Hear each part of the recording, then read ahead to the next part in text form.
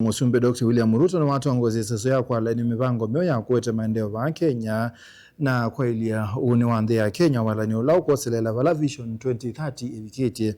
Musumbe Ruto Aineena Nthini wa Umbano Waete na Ianda Kivathukan'yo Miviani Yonthe ya Silikali na ila ya Kiimbene kana private sector Niwaweta kana Walan'yo Witetheesya Kuikiithya kana nthi ya Kenya ni ya kwata Maendeeo Kwailya kisomo uimi uiti na kuthukumithya katiba ka nthi ya Kenya ka mwaka wa 2010 mwaka Myeu Ukwoseleela.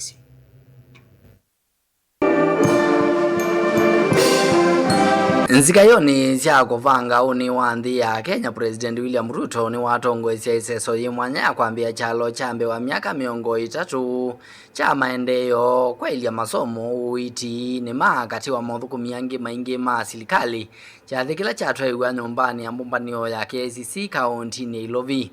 I am persuaded beyond reasonable doubt that we have what it takes to design the next future for Kenya. Listening to the young people here, listening to people from the private sector, listening to the tech community, listening to the civil society teams around this table, and all the other professionals, it is clear to me that we have what it takes to think about the future, that Kenya cannot afford to drift into the future. We have to have a plan for that future. The new constitution provides us with a better and clearer framework on how to think long term. And therefore, it is important that we engage in this exercise in the context of a new constitution. President Ruto Aineena Umbano ni wendekethia ni Ianda Kivathukan'yo Miviani Kivathukan'yo kukava mwena kusovya nzama yimwanya ile Kutongoesya Kwailya ndoto ino na vala Waweta kana no muvaka Akenya maete mauswanio vamwe. So my suggestion is that we put together a multi-sectoral team chosen by the different sectors. The religious sector can give us people, private sector can give us some people knowledgeable. Civil society can suggest to us who they want.